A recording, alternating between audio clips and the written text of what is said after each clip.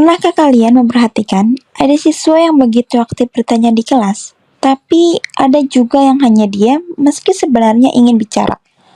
Video ini berjudul Suara yang Tertahan, Membangun Keberanian Berkomunikasi Siswa di Kelas.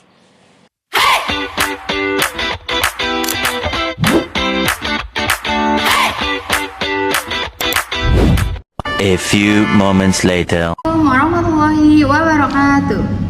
Halo, perkenalkan nama saya Lesti Puspitasari, mahasiswa dari Pendidikan Guru Sekolah Dasar. Fenomena ini saya temukan saat melakukan observasi komunikasi pendidikan di salah satu sekolah dasar.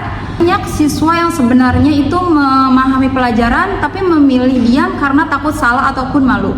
Melalui video ini, saya ingin mengajak kita semua memahami fenomena rendahnya partisipasi siswa dalam komunikasi pembelajaran, mengaitkannya dengan teori komunikasi pendidikan, dan menawarkan solusi yang bisa diterapkan guru maupun calon guru di kelas. Observasi dilakukan di sebuah sekolah dasar di wilayah Bekasi pada saat kegiatan belajar mengajar berlangsung. Saya mengamati interaksi antara guru dan siswa, termasuk melakukan wawancara singkat dengan beberapa siswa dan beberapa guru. Di hasil pengamatan, guru sebenarnya sudah menyampaikan materi dengan jelas dan memberikan pertanyaan pemantik untuk memancing keterlibatan siswa.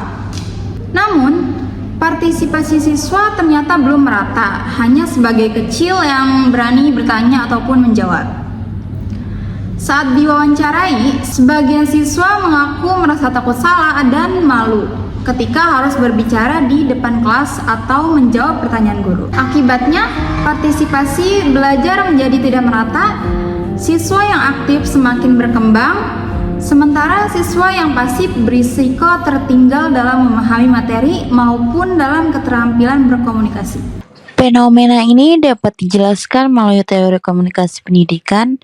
Dalam proses komunikasi di kelas, guru berperan sebagai komunikator, materi pelajaran sebagai pesan, dan siswa sebagai komunikan yang memberikan feedback.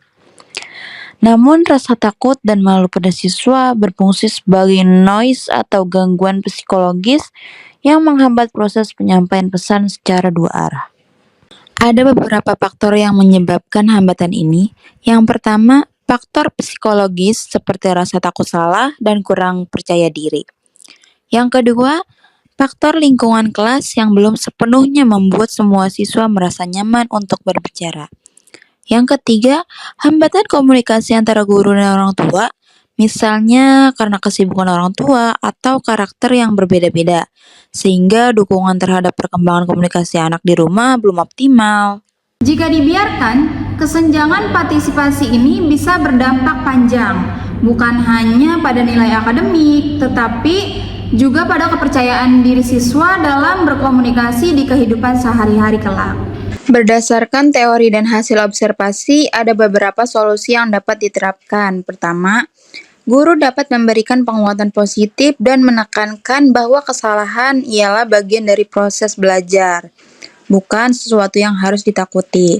Kedua, menggunakan metode pembelajaran yang lebih interaktif seperti diskusi kelompok kecil atau tanya jawab santai, agar siswa yang pasif lebih berani berpartisipasi. Yang ketiga, sekolah dan guru perlu membangun komunikasi yang lebih fleksibel dengan orang tua. Tidak hanya melalui satu kanal seperti grup percakapan daring, tetapi juga melalui pendekatan personal seperti pertemuan rutin atau konsultasi video, agar dukungan terhadap perkembangan anak menjadi lebih maksimal. Langkah perbaikan ini perlu dilakukan secara berkelanjutan, menciptakan suasana kelas yang terbuka dan hangat, memberi ruang bagi siswa untuk mencoba tanpa takut dihakimi, serta menjaga komunikasi dua arah yang konsisten antara sekolah, guru, dan orang tua.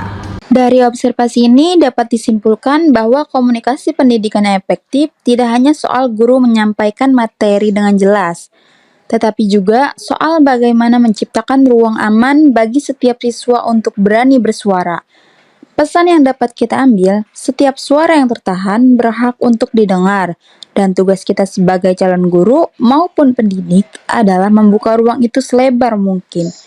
Terima kasih telah menyaksikan video ini, semoga bermanfaat bagi kita semua. calon guru maupun masyarakat dalam memahami pentingnya komunikasi pendidikan yang efektif. Bye!